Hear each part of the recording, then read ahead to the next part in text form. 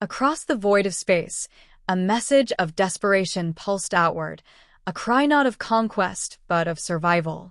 The Altari, a race born to quiet valleys and crystalline cities, found their skies burning under the relentless assault of marauders. Gentle scholars, their strength lay in thought, not war. Their voices trembled as they encoded their plea, hoping the Alliance would answer with fleets of healers, engineers, and diplomats. To the Altari, aid meant restoration, a return to balance, a chance to preserve life without violence. Their hope clung to the belief that peace was the natural answer to pain. As the days passed, the colony frayed. Towers crumbled, crops burned, and every dawn brought new losses. They imagined the Sereni, with their silver vessels and meditative calm, or the Veari, whose gift for nurturing worlds was legendary. Surely one of them would respond, bringing the kind of gentle touch that soothed the fragile spirit of their kind. Yet the skies remained empty, the void silent, save for the growing thunder of enemy fire. Their children huddled beneath shattered spires, asking when help would come. Their elders whispered reassurance they did not feel, their words hollow. Then the monitors sparked with signals. Incoming vessels approached with speed so unnatural it defied the patient drift of Alliance ships. The Altari gathered in anxious silence, their hearts filled with relief. At last, they thought, the benevolent had heard. At last, salvation had arrived.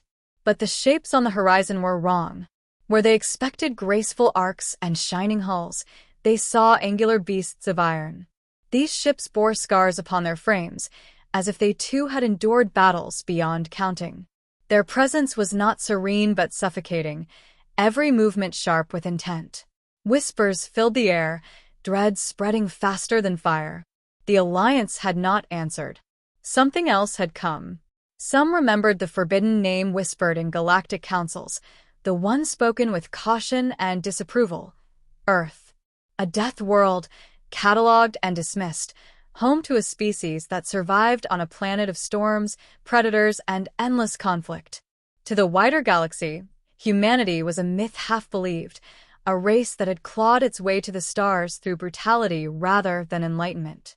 Aid, in the human tongue, was said to carry a weight far heavier than comfort.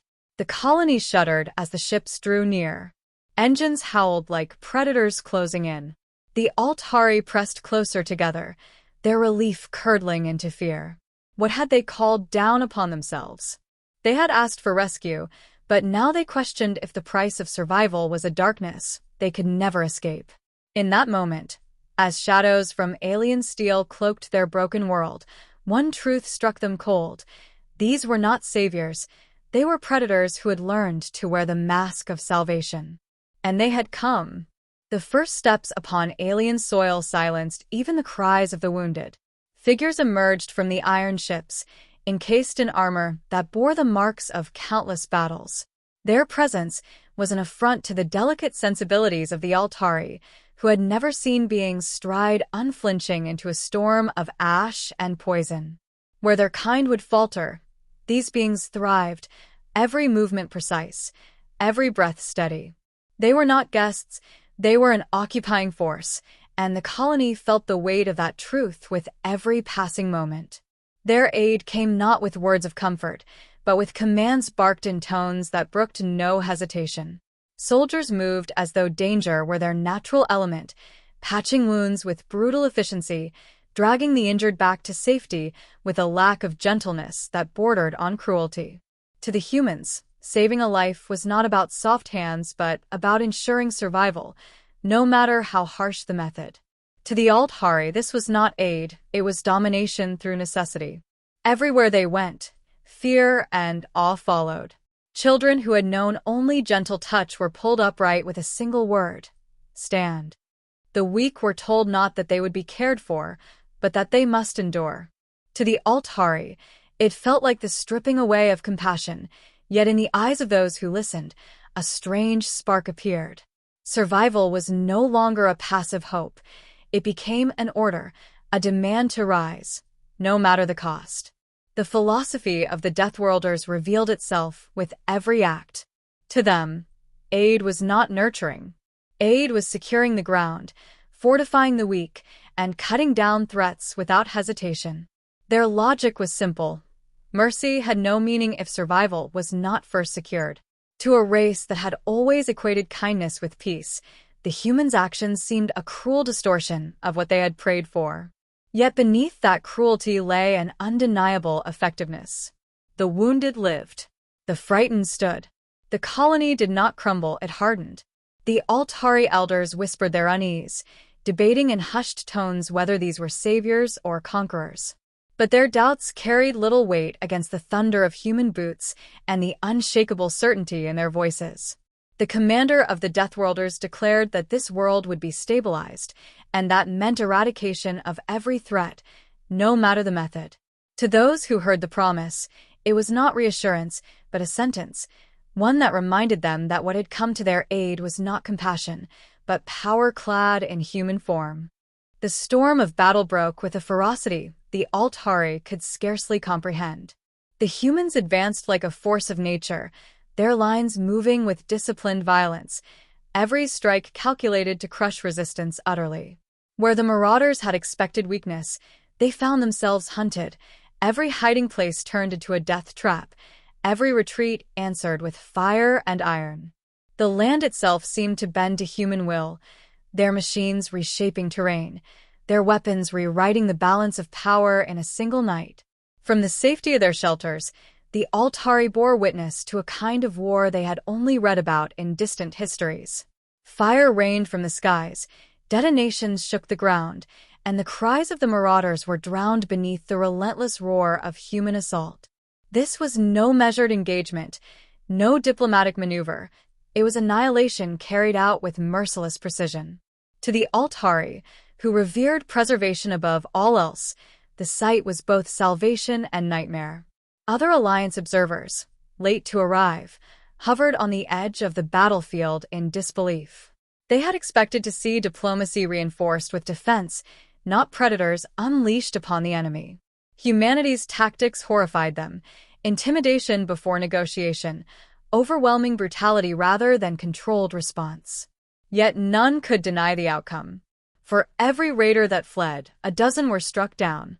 For every stronghold, there was no siege, only obliteration. The humans fought not merely to defend, but to ensure that their enemies would never return. When a group of marauders tried to surrender, laying down their arms and begging for mercy, the Altari pleaded for their lives. The human commander's reply was cold and absolute. Mercy is for after survival is guaranteed. That single sentence spread like wildfire, searing itself into the minds of all who heard it. To the Deathworlders, survival was the foundation upon which all else rested. Without it, compassion, culture, and philosophy meant nothing. To the Altari, this truth was unbearable, yet undeniable. The battle ended not with negotiation but with silence. The marauders were gone, their forces shattered beyond recovery. The skies were thick with smoke, the ground scarred and burning, yet the colony still stood.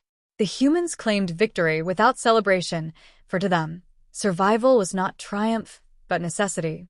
To the Altari, the cost of that survival was etched into every scorched horizon, leaving them to wonder whether they had been rescued or remade in the image of their terrifying saviors.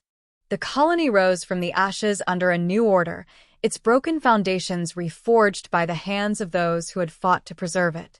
Where delicate spires once reached toward the heavens, watchtowers now stood, and where open gardens once thrived, barriers and walls were raised. The humans rebuilt not as caretakers but as strategists, leaving behind defenses that ensured no enemy could ever breach these grounds so easily again. To the Altari, the transformation was jarring. Their world was secure, but it no longer felt their own. Gratitude warred with unease.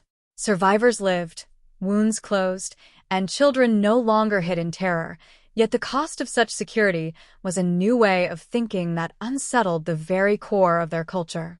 To the humans, nothing had been taken from them. Only weakness had been stripped away. The Altari saw instead the imprint of a foreign will, one that demanded endurance where once there had been reliance, strength where once there had been peace. An elder of the colony gathered the courage to confront the commander of the Deathworlders, speaking with trembling conviction. Their accusation was sharp. Aid had come cloaked not in kindness, but in war. The humans' reply was as unyielding as their nature. Your peace was already broken. You asked for aid. Aid comes in many forms. Ours is survival, no matter the cost. Those words hung in the air like a verdict, undeniable in their truth, impossible in their acceptance. Among the survivors, a child who had once been lifted from the ruins by a human soldier began to change. Where others clung to old customs, the child imitated the strangers from Earth, training, standing tall, refusing to yield. In their eyes burned the same relentless spark that had carried the humans across the stars. To the elders, this was a troubling omen. To others, it was hope. Perhaps survival was not weakness endured, but strength demanded. Beyond the colony, debates erupted across the Alliance. Voices rose against Earth, calling them too dangerous, too ruthless to be trusted with intervention again. Yet beneath the public condemnations, whispers spread quietly from world to world. When treaties fail, when diplomacy collapses, when peace can no longer hold, who else will come? Who else has the will to face the darkness without fear? The answer was bitter, undeniable, and eternal. They called for aid, and it was the Deathworlders of Earth who answered.